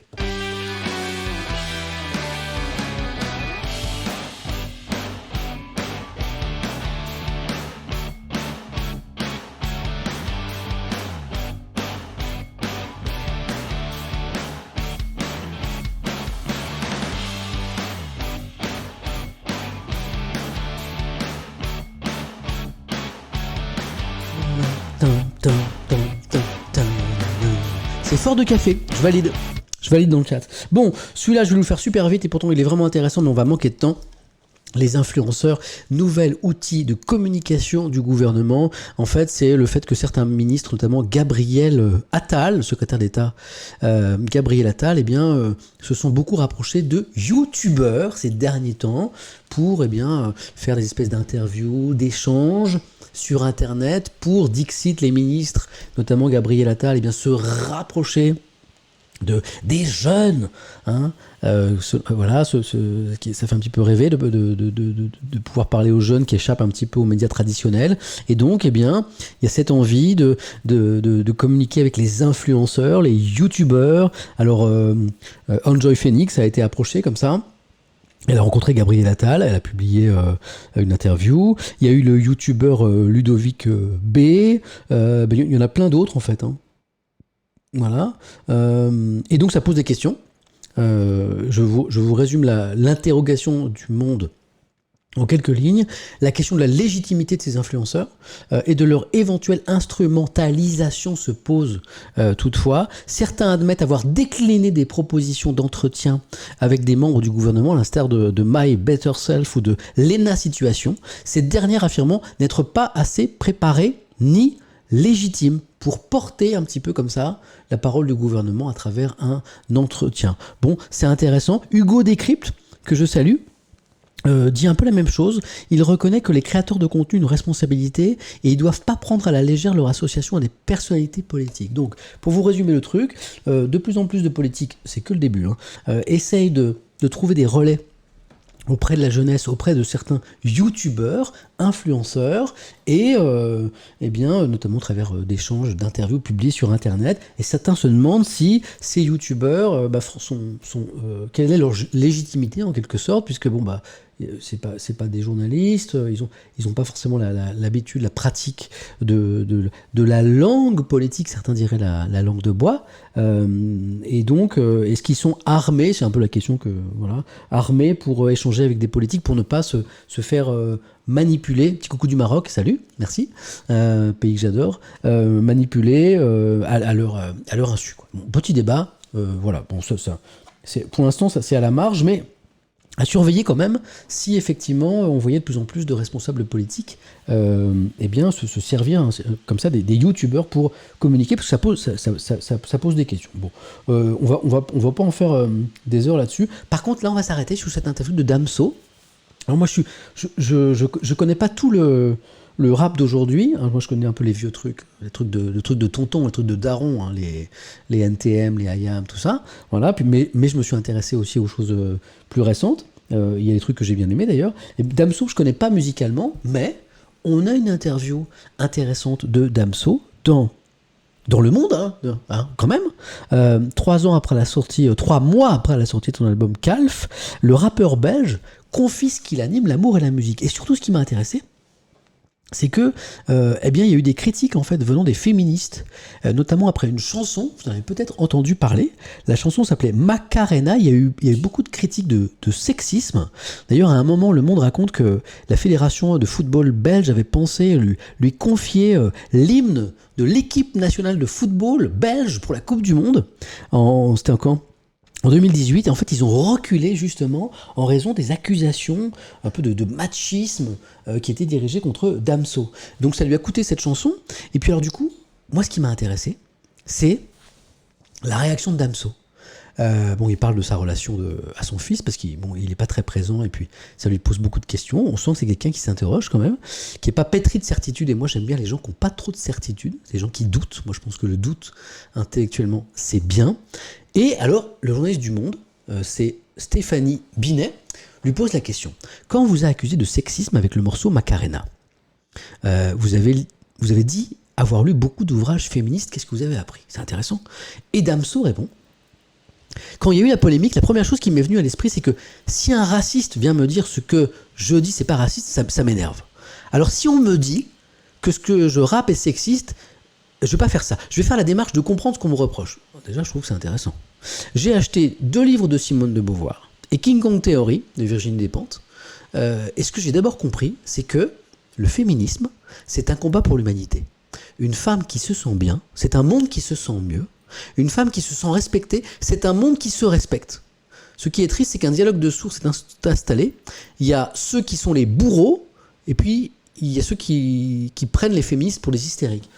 Écoutez, je connais pas l'œuvre de Damso, voilà. Je suis pas comme ce jeune homme si sympa là qui écoute du rap dans sa chambre et qui fait des critiques de rap, j'adore. Donc je suis pas du tout un spécialiste du rap, mais je connais pas ses textes, donc je vais pas dire que ces textes sont pas choquants sur certains, mais moi ce que dit là du Julien Bitt, j'adore. Beat, je sais pas comment on dit. Bref, lui, il est terrible. Ce que dit Damso là du féminisme c'est pas mal quand même, non? Voilà. Bon, hein. Parfois mettre les gens dans des cases. J'ai vu dans le chat là tout à l'heure, il dit rappeur et machiste, c'est un pléonasme. Je l'ai lu dans le chat. Oui, c'est vrai que quand on écoute certains textes, comment dire, on peut pas dire qu'ils soient super ouverts sur la question du féminisme, on est d'accord. Mais attention à pas mettre trop les gens dans les cases, parce que quand je lis cette interview de Damso, en tout cas il y a un garçon, même s'il a signé des textes un petit peu qu'on fait polémique, c'est un garçon qui s'interroge, c'est un garçon qui doute. Voilà. Bon, c'est intéressant. Alors certains me diront ouais c'est de la com, il essaie de nous embrouiller, peut-être, je sais pas. Mais en tout cas, j'ai trouvé ça intéressant. 11h50, autant dire qu'il nous reste que 10 minutes. Alors là, c'est mission importante. Mission importante, je vais envoyer un texto à Hélène, mon adorable épouse, pour lui demander à quelle heure est le déjeuner dominical, parce que la famille, c'est juste essentiel pour savoir à quelle heure on part. Bon, c'est privé, je vous lis pas ce que j'écris, mais c'est gentil. J'essaie de négocier le truc. À quelle heure partons-nous chez ta maman, que je salue d'ailleurs, la maman d'Hélène, qui nous regarde peut-être parce qu'elle aime bien aussi les nouveaux écrans, et je crois qu'elle regarde Twitch. Chez ta maman, voilà. Je pose la question, et on va voir si on peut aller au-delà de midi. Parce que si on peut pas aller au-delà de midi, il faut que je me mette une sacrée pile. Hop, texto envoyé. FC Hélène, coach du FC Humble. Ouais, voilà, c'est ma magnifique épouse. Bon, Trump, suspense. Hop, là je le fais là. Ça c'est le vrai suspense. Et puis c'est pas pour la blague. les 10 derniers jours. Il reste 10 jours à Trump avant, alors pas la passation de pouvoir, parce qu'il a déjà annoncé qu'il n'irait pas. C'est la première fois dans l'histoire de la démocratie américaine, sauf erreur, que un président sortant n'assiste pas à la prestation de serment de son successeur. Bon, bah, c'est du Trump tout craché. Donc, 10 jours, non pas avant la passation de pouvoir, mais avant l'intronisation de Biden, que va faire Trump? Est-ce qu'il va encore surprendre le monde? C'est un peu la question que tout le monde se pose. Il y a un dossier dans le Parisien là-dessus. Ah, il y a un édito génial de Jean-Michel Salvatore sur le pouvoir des GAFA en question. C'est exactement ce dont je voulais vous parler à propos du sondage qu'on a fait tout à l'heure sur le compte Twitter de Trump suspendu. Mais d'abord, donc, qu'est-ce qui peut se passer? Qu'est-ce qui peut se passer? Le Parisien parle, vous le voyez, d'un crépuscule à la Maison-Blanche et évoque cette investiture de tous les dangers. Petite bombe atomique en Iran, me dit Castor. C'est l'une des questions. Alors évidemment, ça paraît un peu fou, mais c'est l'une des questions qui se posent. Le 20 janvier, Joe Biden prêtera serment en tant que nouveau président des États-Unis. Mais l'assaut du Capitole mercredi fait craindre une journée sous tension. Dans les réseaux d'extrême droite pro-Trump, les appels à la violence s'intensifient. Écoutez, parce que c'est quand même inquiétant. On rigole, mais ça n'est pas drôle du tout. Certains appellent même à se rendre armés à Washington, 3 jours avant le 17 janvier, pour une nouvelle démonstration de force. C'est la circulation de ce message qui a en partie poussé Twitter à bannir Donald Trump de sa plateforme. Alors et après il y a un spécialiste en fait qui s'appelle Jonathan Greenblatt qui dirige un observatoire des discours de haine et qui dit, donc il allait voir un petit peu sur les réseaux là, des pro-Trump, c'est qui se disaient, ce qui se chuchotait, et il dit: nous observons des discussions de ces suprémacistes blancs, de ces extrémistes de droite, et ils se sentent galvanisés en ce moment. Donc c'est plutôt inquiétant. Je fais quelques petits réglages informatiques maintenant en même temps. Donc c'est inquiétant. Et qu'est-ce qu'on peut lire sur le net, hein, sur les outils qu'utilisent ces pro-Trump pour échanger entre eux, notamment le forum TODonald.win. Nous ne laisserons pas les communistes gagner. Donc d'accord, okay, les électeurs de Biden, c'est les communistes. Toujours ce petit sens sympa de la finesse dans ce camp, même s'il nous faut réduire Washington DC en cendres, ok, programme, d'autres s'en prennent à certaines cibles, en particulier, je fais juste un petit réglage pour que le stream se passe de façon nominale. Je frime, mais en fait je comprends rien à ce que je fais. Voilà. Pour que ce soit bien pour vous. Hop, voilà, c'est bon. Voilà. Alors, 1, 2, 3, 4, 5, 6, 7, 8, 9. Ok, très bien.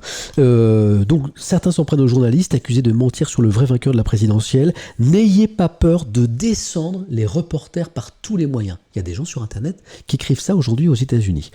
C'était sur le réseau de caisse d'assurance maladie para-public, voilà. Et donc, du coup, on a un maillage extrêmement efficace. C'est pas tout. À cette omniprésence physique s'ajoute une informatisation très poussée du système. Je ne sais pas si vous savez, mais les Israéliens sur la tech, ils sont super forts. Sur son téléphone mobile, on peut consulter son dossier médical, prendre rendez-vous chez son médecin ou réserver son vaccin. Le plus simplement du monde. Vous prenez votre téléphone, en 2 clics, pof, c'est parti pour le vaccin. Et puis il y a une grande confiance des Israéliens entre leur système de santé qui est très efficace. Et puis c'est pas tout. Et là, ça interroge un petit peu ce qui s'est passé en France. Le gouvernement israélien n'a pas lésiné sur les moyens pour rassurer la population. Une campagne publicitaire intensive a été lancée à la télévision et sur Internet. Financée par le ministère de la Santé, elle met en scène des sommités scientifiques expliquant le fonctionnement de l'ARN messager, la nouvelle technologie à l'œuvre dans le sérum Pfizer et celui de Moderna ou la procédure d'homologation du vaccin. C'est pas fini, écoutez. Avant le lancement de la campagne, 40% de la population se disait prête à se faire immuniser. Aujourd'hui, on constate que la quasi-totalité des personnes à risque se précipitent vers les centres. Que dit l'article? Qu'en Israël, avant le début de la campagne, il n'y avait que 40% des gens qui étaient prêts à se faire vacciner. C'est peu ou prou le sondage qu'on trouve en France aujourd'hui. Est-ce que vous avez vu dans notre pays une grande campagne publique d'information avec des scientifiques venant à la télé pour expliquer comment fonctionnait ce vaccin et quel était son intérêt? Est-ce que vous avez vu ça en France? J'ai loupé quelque chose? Il n'y a pas eu. Donc on a Moi, je suis pas éditorialiste, je veux pas donner mon avis, mais on a un gouvernement qui dit bon bah oui, non, mais c'est pas nous. On a un chef d'État qui a tapé du poing sur la table, qui a dit à son gouvernement et à l'administration qu'est-ce que c'est que cette campagne de vaccination qui est trop lente en France. Bon, j'ai entendu tout ça. J'ai pas vu la grande campagne nationale d'information et de sensibilisation à cette question. Et l'article du Parisien nous explique que c'est ça qui a convaincu en partie les Israéliens. Donc c'est quand même très intéressant. Et puis il y a d'autres trucs, d'autres petites mesures. Et puis il y a autre chose. C'est aussi un pays, qui parfois sait se mobiliser et très vite. Par exemple, Israël a des stocks très conséquents de vaccins, plus importants rapporter la population qu'un pays comme la France, qu'un pays comme l'Allemagne, que la plupart des pays européens en fait. En fait, dès que Pfizer-BioNTech a annoncé son vaccin, Israël a fait une grosse commande massive, 8 millions de doses directes tout de suite, donc c'est assez pour vacciner, avec le rappel compris, la moitié du pays. Il y a eu un contrat en direct avec Pfizer, c'est Benjamin Netanyahu qui a pris son téléphone direct, il a appelé. Il y a eu un contrat, on sait aujourd'hui qu'ils l'ont payé cher, c'est-à-dire en fait ils ont accepté de payer plus cher le vaccin que ce qu'a payé par exemple l'Europe ou les États-Unis. Donc on pense aujourd'hui que les doses ont été payées $30 l'unité, soit $10 de plus que ce que les États-Unis ou les Européens ont accepté de payer. Donc ils ont mis les moyens, mais le résultat il est là. Moi je suis pas un donneur de leçons, je dis pas ah ben voilà il suffit de faire ça et puis voilà. C'est plus compliqué. Un pays ne ressemble pas à un autre, voilà. Mais moi j'essaie de comprendre depuis quelques jours pourquoi en Israël ça avait bien marché, et ben voilà, on a la réponse. 10h, midi 4, bon appétit à... Non, c'est trop tôt là, on sort à peine du petit-déj, donc c'est trop tôt. Bon appétit à Rudy Gobert. Alors, lui tout va bien pour lui, mais je suis très content. Moi je suis pas de ceux qui crient sur les gens qui réussissent. Les sportifs, alors ils ont parfois des salaires de fous, certains, ça c'est la partie émergée de l'iceberg, tout le monde gagne pas, tous les grands sportifs gagnent pas beaucoup d'argent, ça dépend des sports, ça dépend de plein de choses. Il y en a aussi beaucoup qui tirent le diable par la queue au quotidien. Bon là on a Rudy Gobert, c'est un Français, il joue en NBA, donc il y a beaucoup d'argent, bon bah il prend sa part du gâteau, il vient de devenir le Français le mieux payé de l'histoire, le sportif français le mieux payé de l'histoire, 205 millions de dollars sur 5 saisons pour le pivot des Utah Jazz. Donc le Parisien fait le petit calcul, c'est 91 000 euros par jour. Bon, voilà. Lundi, 91 000 euros, mardi, 91 000 euros, et ainsi de suite, tous les jours. Ouais, c'est pas mal.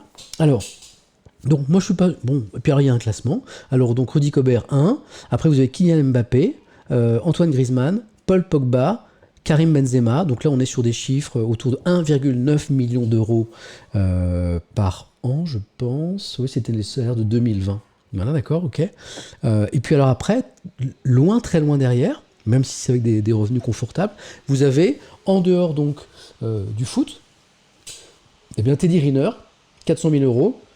Sébastien Ogier, le pilote de rallye, 400 000 euros.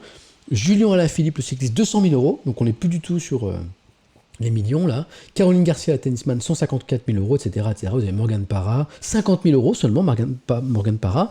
Tony Yoka, le boxeur, 41 000 euros. Amandine Henry, 30 000 euros. Voilà pour ce petit classement qui est là. Où sont les femmes? Amandine Henry, ben oui, elle n'est pas très haute, effectivement. Elle est même très très basse. Donc moi je ne suis pas de ceux qui disent oh là là, c'est sportif qui gagne tant d'argent. Il y a une offre, il y a une demande, il y a des gens. C'est par mois? Ah ouais, d'accord, je suis à côté de la plaque, c'est par mois? Oui, bien sûr, j'aurais dû m'en rendre compte, surtout avec les derniers... Ah oui, c'est 1,9 million par mois? Oui, en fait. Oui, c'est beaucoup quand même. Okay, ah oui, les salaires que je viens de donner, c'est par mois, d'accord, ok.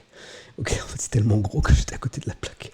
Ok, donc je dis, c'est une offre, une demande. Il y a des gens qui payent très cher pour payer leur place. Il y a des gens qui payent très cher pour prendre un abonnement à des chaînes sportives. Il y a des sponsors qui mettent de l'argent. Bon, que celui qui trime sur le parquet ou sur la pelouse ait une partie de ce gros gâteau, bah ça me choque pas, plutôt que ce soit les actionnaires des clubs, plutôt que ce soit, je ne sais pas, les dirigeants. Bon, que l'argent aille à ceux qui mouillent leur maillot, pour prendre l'expression chère au milieu sportif, ça ne me choque pas. D'autant que l'article dit que le gars est sympa, Rudy Gobert, que l'argent ne le change pas, ce sont des proches, qui dit ça de lui. Lui, il dit, d'ailleurs, il le dit, l'argent ne me change pas, j'ai été éduqué comme ça, l'important c'est d'être heureux, de rendre mes proches heureux dans la vie. Il n'a pas 36 voitures, il en a une, juste c'est une grande pour qu'il puisse rentrer dedans, parce que c'est un morceau quand même.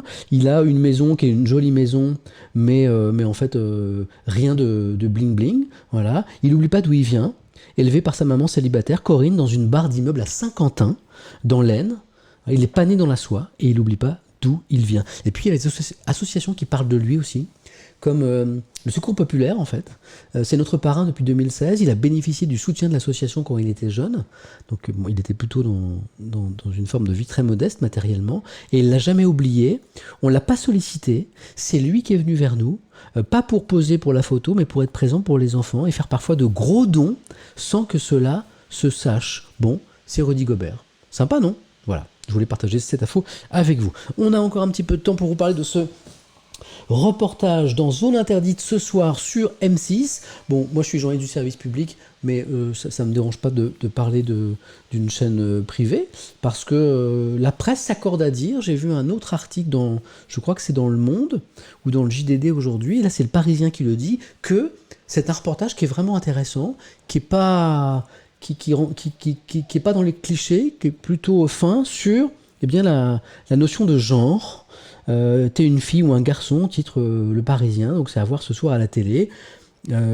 Tendance éphémère aux mutations profondes, hein, c'est Français, notamment ces jeunes Français, qui se sentent ni hommes ni femmes. Voilà, alors la productrice du reportage dit c'est un phénomène très fort chez les jeunes, ils en parlent librement, on a trouvé nos témoins sans problème, on n'est pas dans une souffrance comme il y a pu y avoir il y a longtemps avec l'homosexualité, ni dans la question des transgenres, il n'est pas question de changer de sexe. En enquêtant, les journalistes ont basculé dans un univers peuplé de mots qu'ils ignoraient un petit peu, comme gender fluid, A-genre, A-genre, je sais pas comment on dit, cisgenre, non-binaire, ou encore l'aile, en fait c'est la contraction de il et elle, voilà. Et la productrice dit on a vite réalisé qu'on était au-delà du phénomène de mode, que les questionnements des jeunes étaient sincères et profonds sur cette question du genre. Bon, alors, je trouve ça très intéressant. Par contre, il y a un sondage qui est mis en avant par le Parisien qui me surprend. C'est un sondage IFOP et qui dit que 22% des Français entre 18 et 30 ans se sentent ni homme ni femme.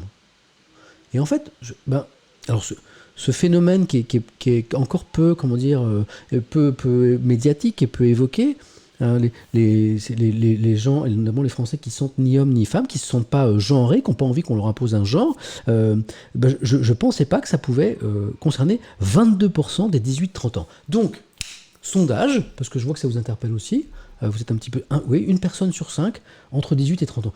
Moi, je suis un petit peu surpris. Donc, ça vaut ce que ça vaut, mais on va faire un sondage, nous, voilà, pour voir un petit peu si ça confirme.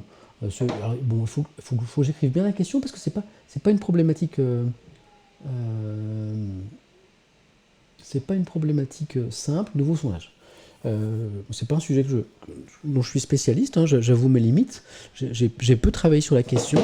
Alors, comment c'est formulé dans le Parisien? Est-ce que vous vous sentez? Est-ce que vous vous sentez? Vous sentez-vous? Vous, je reprends finalement la formulation. Vous sentez-vous, vous dans le chat, là, ce matin, ni homme ni femme, hein? Nous ne voulons pas appartenir à un genre, quoi. Ne vous sentez-vous ni homme ni femme? Très simple. Point d'interrogation. J'ai dit point d'interrogation. Mon clavier ne veut pas du tout m'obéir. Ou alors c'est mes doigts, qui ne veulent pas trop m'obéir. Oui. Première réponse possible. Non. Voilà. Bon. C'est un thème intéressant. C'est parti. N'hésitez pas à rafraîchir le chat pour avoir les résultats. C'est parti. Et je prends le petit café.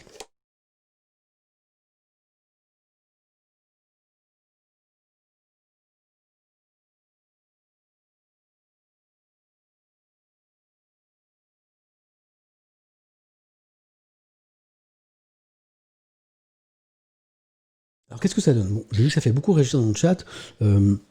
Moi, j'ai pas d'avis sur la question, je vous disais, je connais très très mal. Mais je reprends la question telle qu'elle semble avoir été posée dans le sondage IFOP. Hein. Le sondage IFOP dit 22% des Français entre 18 ans se sentent ni homme ni femme. Donc je vous ai posé cette même question, et on n'arrive pas à 22%. On arrive, oui, à 6%. Voilà. J'ai 341 votants, 343, 345, ça monte. Donc 6%. de votants ce matin. On est 5000, vous êtes presque 6000 à avoir voté. Donc oui, je me sens ni homme ni femme, donc dans ce non-choix volontaire de genre, voilà, que moi je respecte tout à fait, mais non 94%. Donc ça pose la question des sondages. Moi je ne le remets pas du tout en cause, mais ce chiffre m'étonnait un petit peu. Vous n'êtes pas un échantillon représentatif. Hein, vous savez que les instituts de sondage font très attention aux gens qu'ils consultent pour que ce soit un petit peu représentatif. Mais ce qui est intéressant, c'est qu'on a fait un sondage il y a quelques jours sur qui êtes-vous, quel âge avez-vous, vous qui regardez la matinée Étienne, et vous êtes 80% à nous regarder, à avoir entre 18 et 35 ans. Donc on est exactement sur la même fourchette d'âge que le Parisien. Vous êtes assez peu nombreux à être en dessous de 18 ans, vous qui nous regardez ce matin, et vous êtes présents mais moins nombreux également après 35 ans. Vous êtes dans la même fourchette d'âge que le sondage. Et on n'a pas du tout les mêmes résultats. Donc, voilà, je m'interrogeais sur le sondage, mais j'arrête le sondage, on est toujours à 94 et 6%. Je trouvais intéressant d'évoquer cette question avec vous. Là-dessus, je suis en chemin, moi je connais pas bien ce sujet, il faut que je le travaille un petit peu, mais je trouve ça intéressant. En tout cas, j'espère que j'ai piqué votre curiosité, et peut-être que ce reportage de Zone Interdite ce soir est intéressant. 12h13, on n'a pas lu le JDD. Oh là là, bon, bah alors, on accélère. Est-ce que la France a vraiment tout faux face au Covid-19 ? C'est la question que pose le JDD. Vous avez entendu pas mal de responsables dans l'opposition et même pas mal de journaux dire que vraiment on était en dessous de tout. Est-ce que c'est vrai ? Je vous spoil un petit peu le résultat de l'enquête du JDD. Le JDD, il dit pas tant que ça en fait. Samuel, la famille d'abord, stop. Ah ouais, il est midi 15. Ah bah oui, c'est fini. Bah oui, vous avez raison, c'est fini. Bon, je vous résume ça, on se fait un... Comment on dit dans le monde du gaming, quand on veut jouer à un jeu très très vite, là, on appelle ça c'est pas un raid, comment on appelle ça ? Un speedrun, c'est ça ? Allez, c'est parti pour un speedrun de l'actualité, il est midi 14. Donc, en fait, le JDD nous dit, il y a des bons, il y a des mauvais points. On est dans la moyenne, en fait, des pays du monde face au Covid. On n'est pas dans les mauvais élèves, on n'est pas dans les bons élèves. On est plutôt dans les moyens élèves, pas trop mauvais. Voilà. Donc, c'est intéressant à lire dans le JDD qui prend un peu de recul et qui dit, attention, quand on dit que vraiment on est en dessous de tout, il y a des points positifs et des points négatifs dans la gestion de cette crise sanitaire. La bonne nouvelle dont je voulais vous parler, je vous la résume ici, elle est là. Speedrunning, c'est parti. Demain, on va pouvoir enfin se tester chez soi contre le Covid-19. Ça existe déjà, mais on attend le feu vert de la haute autorité de santé. Et ce qui est sympa, c'est que parmi ces tests, il y aura des trucs qui seront salivaires.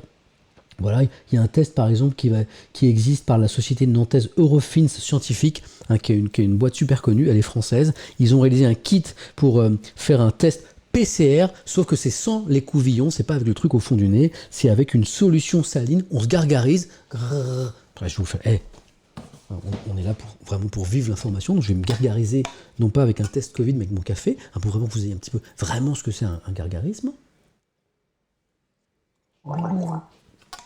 Voilà la classe, moi je vis l'info à fond. Voilà, je me suis gargarisé, on se gargarise comme ça donne un truc. Non, faut pas clipper ça, vous clippez pas ça, c'est interdit. Je vous interdis. Et donc en 24 heures, on a le résultat, on envoie ça par la poste et vous avez le résultat. C'est révolutionnaire, ça va valoir 79 €, on attend le feu vert. Bon, moi je trouve que ça révolutionne un petit peu le truc. Bonne nouvelle, les tests à la maison. Bon. L'écocide, bras de fer en coulisses. Là, le JDD nous raconte les coulisses en fait du débat sur la préparation du projet de loi sur le climat qui arrive bientôt, là, présenté en Conseil des ministres par le gouvernement et qui va arriver ensuite au Parlement. Et en fait, le JDD nous raconte que ça a été super Yuri gargarise. Ah, je valide la vanne, mais tellement. Yuri Gagarin, Yuri gargarise. Respect. Et donc, en fait, il y a eu de grosses pressions, notamment du monde patronal, sur la notion d'écocide, de crime contre l'environnement. Ils ne voulaient absolument pas entendre parler. Et donc, en fait, le JDD vous raconte les coulisses de ce bras de fer. Dossier également dans le JDD sur le suspense des 10 derniers jours de Trump. C'est exactement ce qu'on disait tout à l'heure. Il y a une question, vous en avez peut-être entendu parler. Est-ce que le président peut être destitué ? C'est la procédure d'impeachment. Pas mal de journaux s'accordent à dire qu'il y a peu de chances que le président Trump soit démissionné, soit viré, ce qui n'est jamais arrivé dans l'histoire de la démocratie américaine. À suivre quand même. J'aurais pas le temps de vous le lire, c'est dommage, mais Il y a 2 pleines pages sur les 25 pires tweets de Donald Trump. Le meilleur du pire, comme le titre le journal du dimanche. 25 messages parmi les plus outrageux qu'il a publiés depuis son élection. Un seul exemple, parce que vous savez que ce monsieur a un rapport, assez éloigné avec la vérité. 4 mars 2017, Trump se croit sur écoute, il tweet: terrible, je viens de découvrir qu'Obama a fait mettre sur écoute mes lignes de la Trump Tower juste avant ma victoire. C'est un des exemples, des accusations qu'il a lancées, en fait, sans jamais étayer l'accusation. Il n'a jamais apporté de preuves à plein de trucs qu'il a dit, notamment ça. C'est un exemple parmi d'autres. Je prends quelques minutes encore, je dépasse. De toute façon, Hélène va venir me chercher. Ça, c'est un truc complètement fou. Page 47. Dans le JDD, en fait, c'est des plateformes payantes sur Internet qui mettent en relation des fans avec leurs idoles. Là, vous voyez Jo Wilfried Tsonga, qui est le seul Français à le faire pour l'instant, Lily Allen, la chanteuse pop. C'est un site Internet, vous arrivez dessus, vous avez un catalogue en fait, vous pouvez choisir la personnalité, vous payez, ça peut valoir 200 € comme 2000 €, ça dépend des stars. Et la star va vous envoyer un petit message vidéo d'anniversaire, de bonne année, de ce que vous voulez, en fait. Voilà, bon, alors ça pose plein de questions quand même. C'est là que certains spécialistes appellent ça la commercialisation de la rencontre, voilà, entre la star et puis les fans, quoi. Donc, il y a un petit peu des dérives. Ah, dommage, j'aurais voulu vous montrer des trucs, mais bon. Voilà, donc il y a un petit peu des polémiques. Est-ce que c'est bien sain ? Je vous rappelle qu'un certain Samuel Etienne, toutes les nuits, vers 2h du matin, vous poste sur Twitter gratuitement un message d'anniversaire. Je fais un joyeux anniversaire à tout le monde, et puis je donne la météo, et je donne l'horoscope, et je donne un petit peu l'actualité, je vous fais écouter un petit peu la musique, et c'est gratuit. Chez moi, c'est pas payant. Et puis, allez, on finit avec ça, c'est terminé. L'amour au temps du Covid, je pense que ça parle à tout le monde. Entre le confinement, c'est un dossier dans Sud-Ouest dimanche.